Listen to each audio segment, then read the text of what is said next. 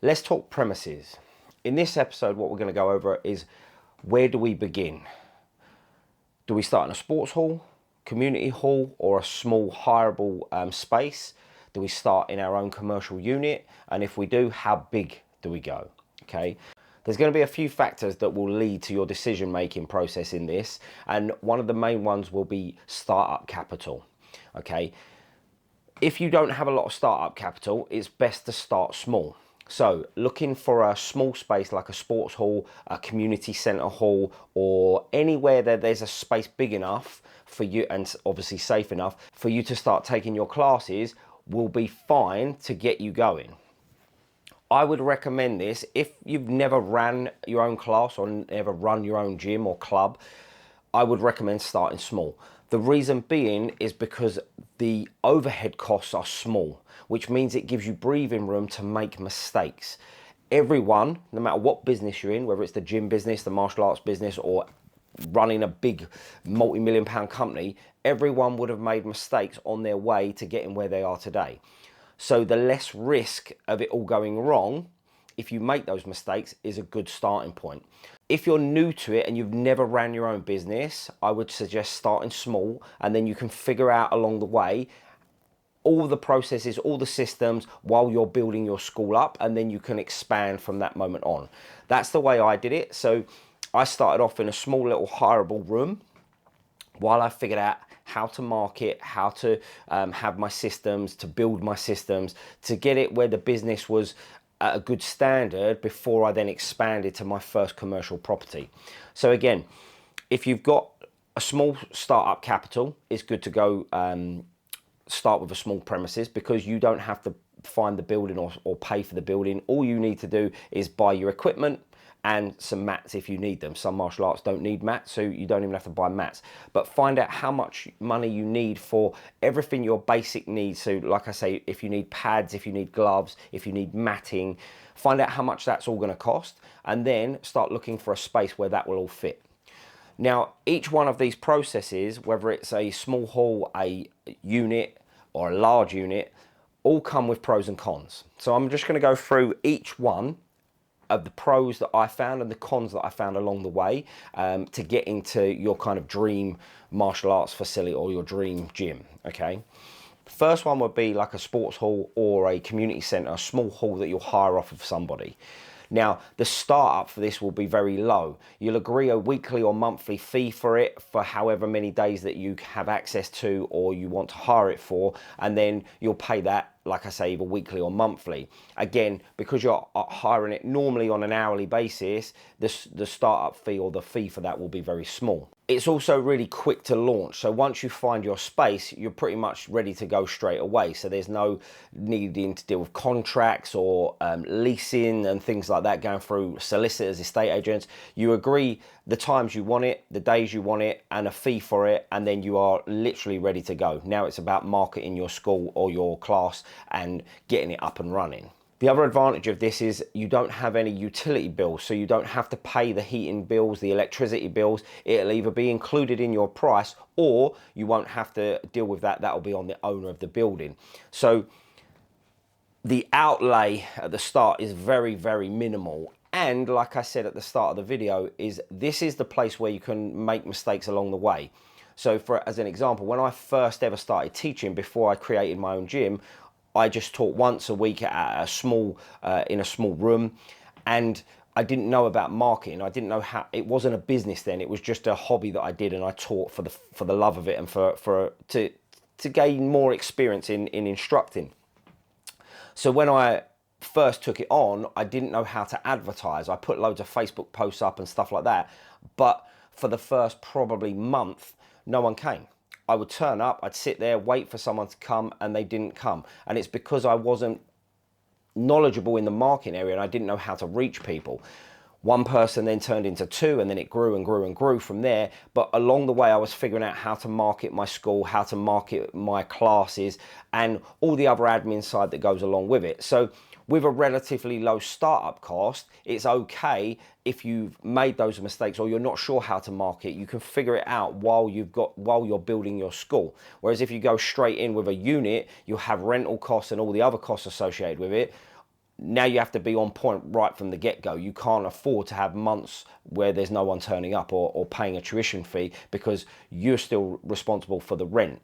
So it's a good way to figure things out along the way. And like I said, if you've never done it before, it gives you that little bit of leeway and that kind of buffer to go a few months without anyone turning up or very minimal numbers while you figure out how to market your gym. Now, the cons of a small hall or a sports hall, community centre hall, is the lack of flexibility. So let's say you're building your numbers and they're growing quite nicely and you decide you want to do privates on top of that. Unfortunately, because you don't own the building, it's going to be very hard to rent out the space as and when your clients need the PT session. So unless you have somewhere at home, like a big garage or a kind of a garden room that you've kitted out with mats and bags and stuff like that, it's going to be very hard to add PTs into your business.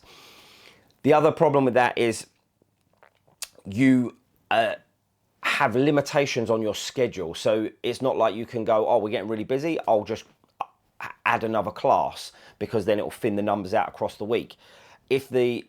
Especially if it's a sports hall, they have very limited availability to begin with. So if you do need more space or you need more days, it's going to be quite hard to keep it at the same location, which then gives you a headache of, do I rent a space elsewhere? And then you've got that distance that your students have to travel. So it causes a few headaches in that department. But like I say, while you're building, it's perfect for that. It's then when you start to fill your class or fill your room, that's when you'll start to run into some of these cons. It's also harder to get your brand out there because you're in a sports hall or someone else's space.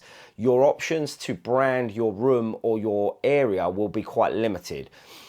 Because if it's a sports hall, for example, they might let you put some posters up, but it's not like you can put your banners everywhere. You can put a sign up outside so people going past and footfall traffic won't necessarily know you're there. So it limits you a little bit on branding. But obviously, if your marketing's on point, that's not the end of the world to start with.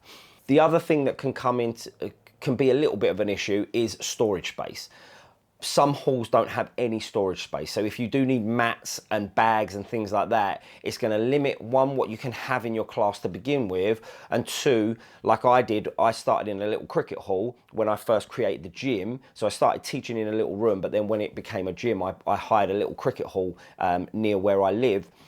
I would have to drive with all the kit back and forth. Luckily, they had some space for me to store my mats, which was great, because if you have to ship the mats to and from as well, you're going to need a van or a bigger vehicle to transport it. So they're things to take into account. Although the startup costs are small, if you have a lot of equipment that you use in your classes, you will need some transportation if the place you're renting doesn't have any storage room to then transport it to and from every lesson. Now, this can get quite laborious, like putting out the mats every session, taking them up every session, obviously taking your pads to and from the place that you're renting. But like I say, it can be a necessary evil while you grow your school, and then eventually you get your own space where your mats will be down all the time and your stuff can be stored there. Now, the last con I would say is, because you don't own the property and you don't own the building, or you have no rights to the building, you can find like your school's growing and it's getting successful, and then for whatever reason, maybe a change of ownership, or they decide that they want to shut their hall down, whatever reason it is, they can literally shut your program down like that and you have no say in it. So it is a little bit security wise a little bit dangerous, because like I say, you could be getting nice and successful and then all of a sudden they turn around and say, oh, we're selling the property, or we don't want to run these classes anymore, and you have no real say in it. So it is quite limiting in that factor for security. But like I say, as you're growing it, you should be then looking to go to your next property, which will be a small commercial unit. So depending on how big you grow, how fast you grow, will depend on whether you go to a small commercial unit or a big commercial unit. Again, I would recommend taking this in steps. You don't want to grow too fast, too quick, and then end up going bankrupt because you can't afford the rent, you can't afford the rates, and everything just gets on top of you, and you're panicking because you're not filling the big space that you've got. Now, in saying that, every time I've upgraded the facility or I've taken that next leap, yes, it's been scary. Yes, you're thinking, oh my God, this space is so much bigger. How are we going to fill it? If you've got all the systems in place and the processes in place, you will fill it. I guarantee you. And obviously you've got a good product. But you will always feel that fear just before you take that leap. So if you've got slow, gradual progression and growth, what I would suggest is starting with a small commercial property. The reason being is, one, again, it's not as high risk as taking a bigger property on board. And the good thing about a small commercial property is you don't have to have really long leases. Bigger properties tend to come with bigger leases. Because it is a big size unit, the landlord will want you to take it on for a while rather than a small, like 2-3 year lease. They'll be looking for 5-10 years plus leases. So these are things to consider when taking that next step to move to your next property. If you're going to make a big jump, realize you're going to be locked in for a longer term. So if you're like I was like, I feel like we can go to our own property now, but I'm not sure. Again, I wasn't sure how quickly I could grow or if it was going to work in the first place. So I thought, let me go small. I'll have a 3-year lease, and then that way in 3 years I'm going to know if it's going to work or not, and then I can decide what to do from there.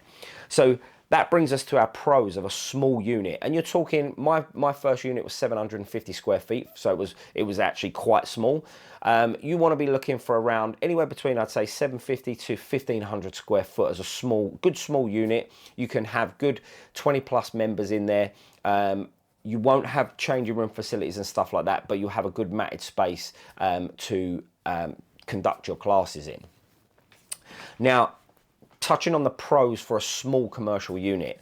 The first thing is it's a lower financial risk. So like I say, the rent costs will be lower because it's smaller. So it will give you that kind of testing phase to see, can I afford the rent? The second pro with a smaller unit is you probably won't have to deal with business rates, because that kills a lot of businesses right from the start. And a small property tends to be under the threshold, so you won't have to pay business rates. So again, you can build your school so then when you do have to pay business rates, you've got the membership numbers there to be able to afford the new property and the business rates on top, because it is like a hidden tax that will kill a lot of businesses if you don't take that into account. So we've got low rental costs for a smaller unit and no business rates, which is a massive one. It's a really good benefit. Like I say, while you're building your school, while you're testing your own facility, you won't have to pay those. Now, like a con for the smaller hall is a pro for your first unit. You can conduct PTs. So now you can use this during the day, you can use it at the weekends, you can literally use it whenever your classes are not on. It allows you freedom of schedule. So if, like I said before, your classes are growing, now you can just put a new class in whenever you like. And this also allows you to be scalable, because rather than going, right, I'm going to teach 30 classes a week and you've got like 2 students per class because you've just spread yourself too thin, start with once a week, then twice a week, then 3 times a week. And before you know it, you'll have a full-time schedule where you are open 7 days a week. That is exactly what happened to us. I started with 1 day a week for the BJJ. It then got so popular, we moved to 3 days a week, then 5 days a week, and now we have over 13 or 14 classes a week, just purely for the Brazilian Jiu-Jitsu. So it's a way you can fill the room, expand, fill the room again, both classes, expand again, fill the room, expand, and that way you're keeping that energy high in the room rather than having so many classes that you've only got a few people training. It's very hard to keep the energy up and the motivation up if there's not many people in the room. So it gives you the freedom to add to your schedule whenever you like. The next point would be storage. You can now keep your mats in, you can buy better mats, you can, because you know they're yours and they're in your space. When we was in the small hall, we had the little jigsaw mats. They're not great for martial arts because the jigsaws can snap off. You can get your toes caught in there. So when we moved to our own premises, I then upgraded the mats. So we had Sama mats, which were 2x1 mats, wall mats all around the room. So a much safer environment, much better quality product for your students. So now as well, you are perceived as a higher value gym because you've got these much better quality mats. You look more professional, so you can, if you wanted to, charge a slightly higher price for it, because now you're offering more quality.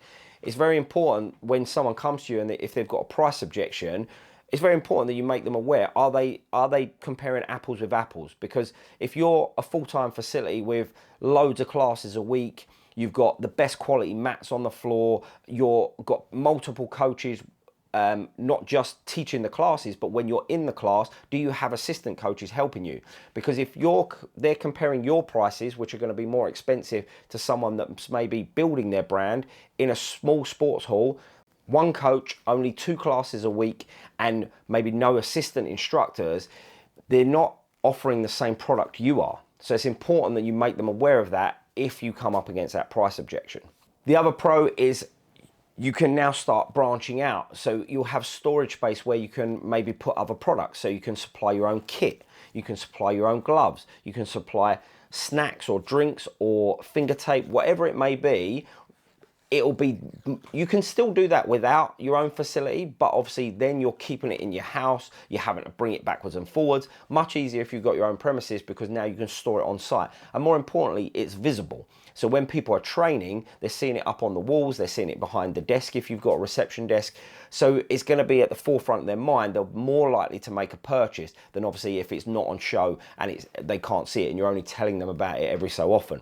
So it allows you to create smaller but more revenue streams as well, in offering extras for your students and for people coming into your gym. So it could be parents want to buy a drink or want to buy a snack. Again, it's another way of just maximizing your space and maximizing your revenue streams. Now, this one's a big one, and if you buy the building, because you can rent and lease the building, but you can also purchase it if you want to. Now, if you can afford to purchase a small unit, that is an asset. And what's really good about that is if you choose to upgrade and move on to a bigger space, you've got 2 options here. You can sell the asset and it may have gone up in value, or you can now rent that out and you've just created a secondary business while you go to your new premises. And the rent that may generate will go towards your new rent at your new property. So having the building itself is a massive asset. Now, again, that will depend on if you can afford it in the first place, because you'll need a mortgage on it and you'll need a deposit for it. But if you can afford to purchase it, it really does. For security, you are the owner, so it's not like the landlord is going to sell up anytime, so you've got even more security. And like I say, that asset is valuable to you. Whether you keep it or whether you decide to sell it when you move premises, you've got that there for you, and it will go up in value in time as well. So it can be a real benefit if you've got the capital to start with to purchase the unit when you move into that small one. Now, there are some cons as well with leasing or renting a commercial property. The first one being the rent. The rent will be higher than renting out a space in a sports hall. It will be a jump, but not as big a jump as if you go to a massive unit right from the start. So you need to take into the account the rent. Can you afford the rent? Okay. You'll also now be in charge of utilities. So you not only do you have your rent, you're going to have your electricity costs, you're going to have your gas costs if you've got gas heat in there, and things like, do you need a window cleaner? Do you need cleaners to clean the gym? Because you'll be in charge of cleaning now as well. So these are all things you need to take into account before taking that step to your first commercial property.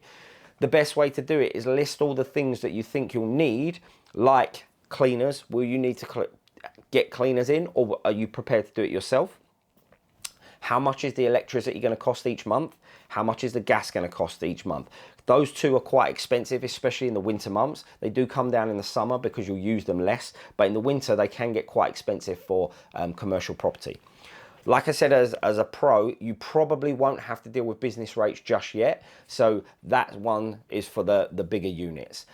But any other overheads that may come into play, building insurance, contents insurance, so you'll have to insure the stuff that is in your gym now, which you won't have to do if you don't own the building. So there's all these little extras bits added on top that you'll have to take into account. It's not just the rent. The next one would be your capacity. So the problem with having a small commercial unit is the classes will get full quite quickly. Now, like I've said, we can expand our schedules to minimize that and grow as effectively as possible, but you will get to a stage where 2 things will become a problem: space in the room and parking. Parking is probably the biggest headache for all gym owners. There's never enough parking. No matter how much spaces you think you need, probably double it and then you'll be close. Parking is the bane of all lives of gym owners because there's never enough. No matter how many classes you do or how many students you have, you will always need more parking. So take this into consideration when you're looking for a location. Is there enough on-site parking? If there's no on-site parking, is there parking nearby that people can walk? Unfortunately, you'll still have problems with that because people don't like walking and they will park in places that you tell them not to, and you'll have loads of headaches with this. But if you can get on-site parking, that will get rid of so many headaches to start with. Unfortunately, with a lot of industrial estates and units that are already up, there is very minimal parking available where your unit is located. So bear that in mind when you're looking for your space. Try to find one with as much parking as possible, or a communal parking area for all the industrial estate to use. The bigger the better. The good thing about what we do is most of our stuff is done in the evenings, so it's kind of from like 4 or 5 o'clock onwards. That's when most businesses start to shut, especially on industrial estates. So you'll find that if it's a communal parking area, during the evening it'll be quite quiet. So that'll be great for a gym owner because that's when you'll be using the car park, and you won't necessarily use it so much in the daytime or the mornings unless you start doing morning and daytime classes. But they'll never be as full as your evening classes. So look for somewhere with lots of parking to start with, or local parking that someone can park up and then walk to your facility. Okay, so now we're going to move on to a large premises.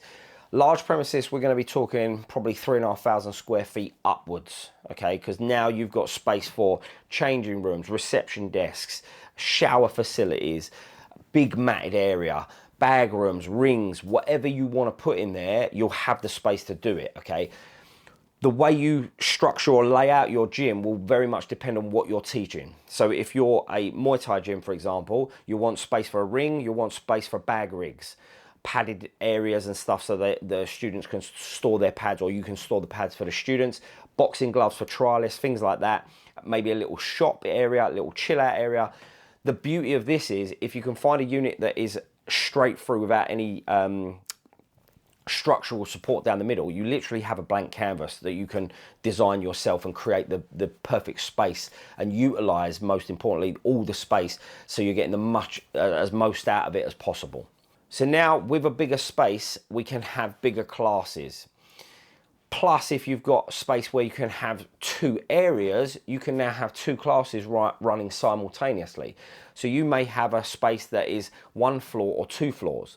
If you've got 2 floors, you can have 1 space upstairs doing something, 1 space downstairs doing something. Or like I say, if you've got 1 area that's split into 2, you can have beginners classes running and intermediate classes. However you like to design it, but you have a much more flexibility with a bigger space than you do with a smaller space. Like I said just a second ago, changing rooms and cleaning facilities are massive. If you can provide good changing rooms and shower rooms and nice toilets for your members, it is an upgrade from a smaller facility. When we had our small gym, we needed as much mat space as possible, so we didn't really have changing facilities, and we had 1 toilet. There was no shower facilities, so people would have to go home and shower. Now, where we're in our 3,500 square foot unit, we have shower rooms, we have nice toilets, we have a communal changing room, and we have a private changing room if people want some privacy as well. So we can offer a much wider service for our members with a bigger space. We can diversify our programs a lot more with a bigger space. So we can have kids classes running, we can have adults classes, we can have beginner courses. We can do so much more with a bigger room. And like I said, what we tend to do with our kids classes now, because we have the size, we can have some coaches teaching the advanced students and some coaches working on with the beginners. That way, if you've got a brand new student coming in, which you might have in a smaller room where you can't necessarily split the room up, you'll have that beginner in with everyone else, and it may be a little bit overwhelming for them. Whereas now, with a big space, you can say, right, all your advanced belts up that end of the room, all the lower belts down that end of the room. 1 half of the room is working on their fundamentals and their basics. The other half of the room is working on their more advanced techniques. So they feel like they're not always going over the basics, because you're going to have a stream of new people coming in. You don't want your advanced students always working on the basics and never feeling like they're progressing. So it's a great way to split a room up and give everyone what they need, rather than, like I said, recycling the same stuff all the time. With the bigger facility, it becomes a more professional look. So like I said, if you've got a bigger facility, you can now have a reception desk. That's quite big when someone walks in and you've got someone sitting on reception to welcome them into the gym, make sure they've got everything they need, serve them drinks or any extras they want.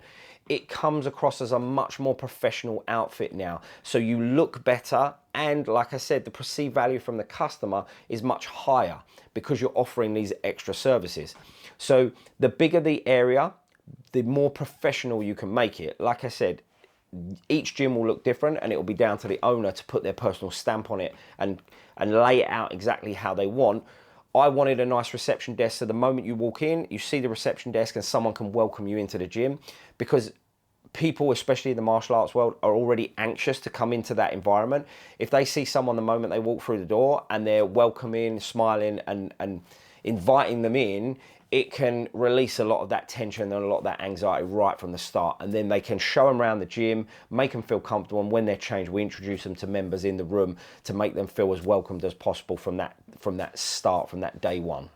Now, once you move into your bigger unit, this will be a long-term goal. So like I said, the leases will be longer. So I committed to a 10-year lease when I moved into my bigger unit. To me, in my head, it was like, that's the goal. This is where I want to be.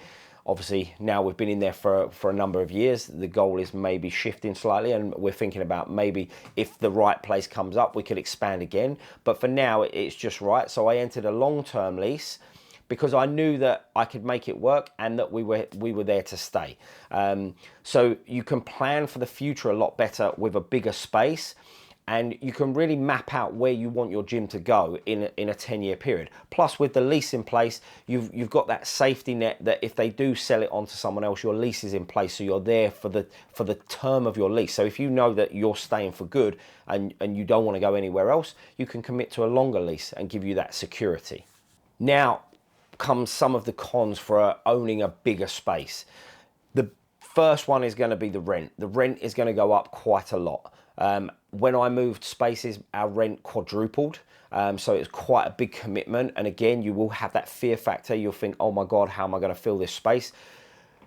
By then, your systems will be in place. Your processes will be in place. And you know the formula works because you've done it from a small hall to a small commercial unit. So it's a bit like McDonald's. McDonald's works because no matter where they go, it's the same thing. They've figured out the formula, and then all they do is just apply it to chain after chain after chain. And as long as you follow the systems and processes, they know it works one place, so it will work again.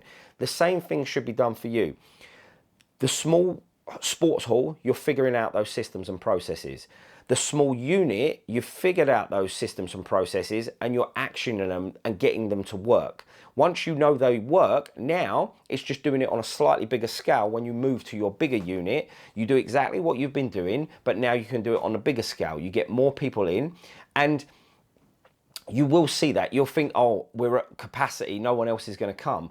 The reason why you're probably not getting more people in is because you're getting a bit too crowded, and it can put people off. So when you get to a bigger space, you've now got a lot more room for more people. So then when they come in, it doesn't feel overcrowded, and they think like, oh yeah, this is fine. This is a good place to train.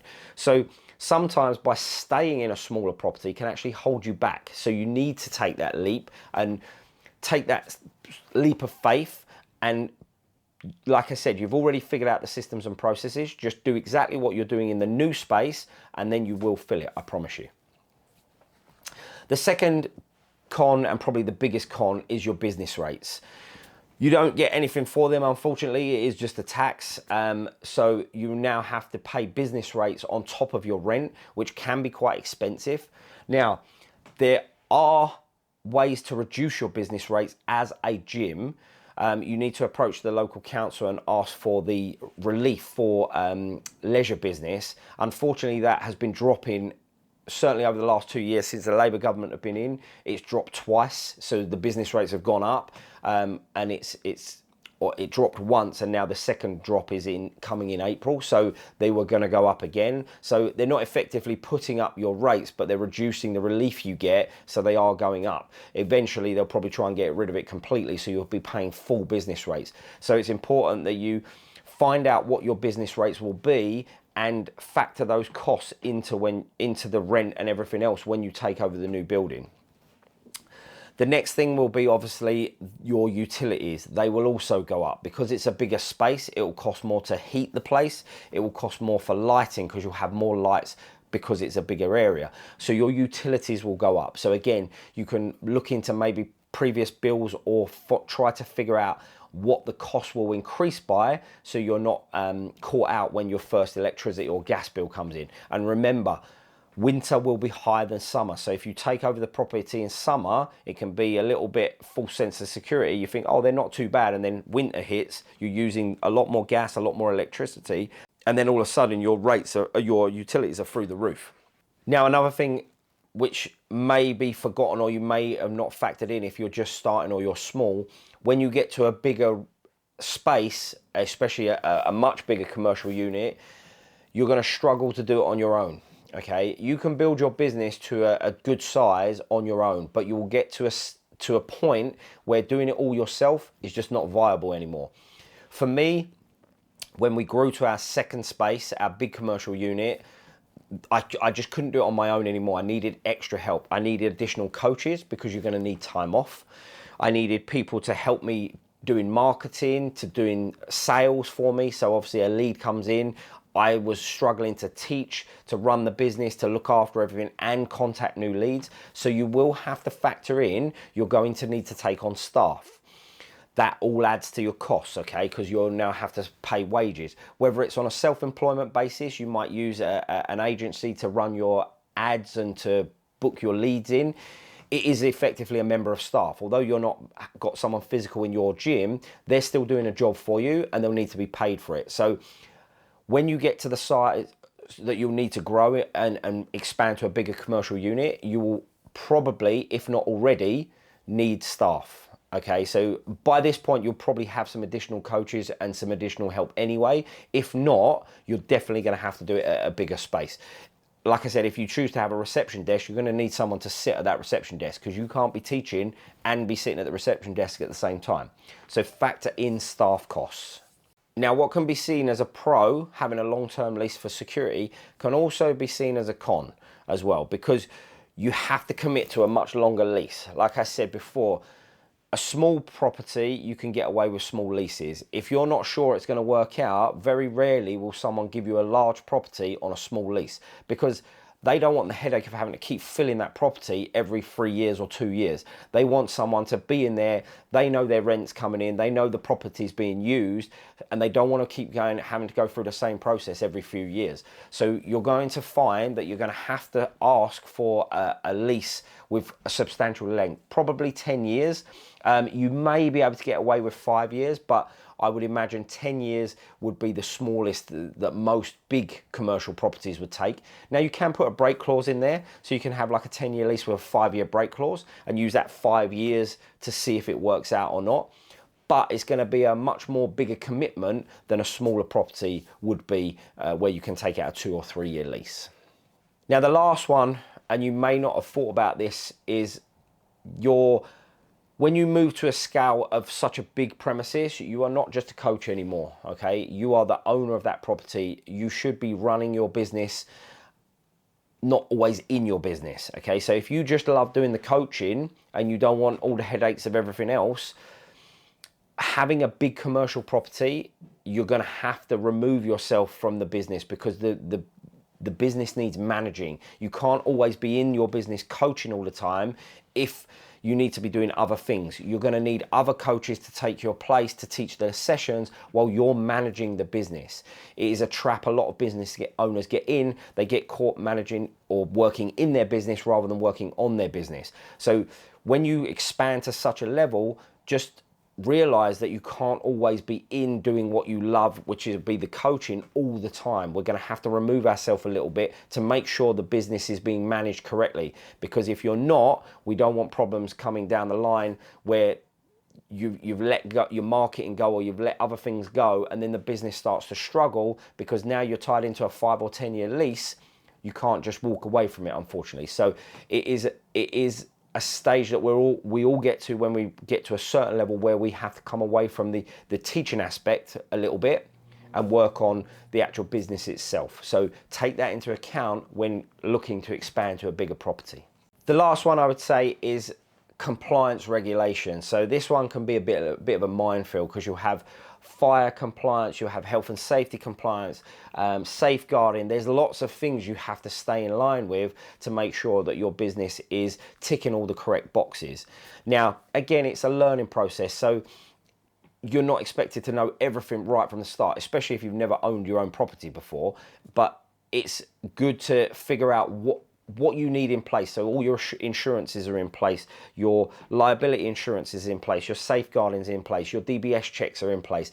Everything you can think of that you may need is there ready to go. And you can ask things like ChatGPT, or go on forums and ask other people what they had to do when they built their own facility and what insurances and compliances they had in place when they moved in. And then you just get them done as you go. You don't necessarily need them all in place from day one, but you should at least be taking steps to get them all actioned as quickly as possible for when you move into your new space. A lot of them will be done from your old premises, like insurances, safeguarding, stuff like that. It will be like fire regulations and fire assessments will need to be done for the new property. If you've got heating systems, they'll need to be maintained, so you'll have to have certificates for them signed off. Little things like that can get overlooked sometimes because you're so busy, like I say, in your business, teaching classes, coming up with great sessions, that you forget about these little jobs that need doing. And that's why having a member of staff that takes care of that can be a massive asset to you and shouldn't be overlooked. So hopefully that was helpful, and if you're thinking about starting a gym, it's giving you the steps to progress. If you're in the middle section where you've got a small premises and you're looking to expand to a bigger premises, you now know what you need in place before you go to your next premises, and you've got the pros and cons for each step along the way. So if you have any questions, please put them in the comment section below. If you found any value from this video, please give me a thumbs up and a subscribe, and I'll see you on the next one.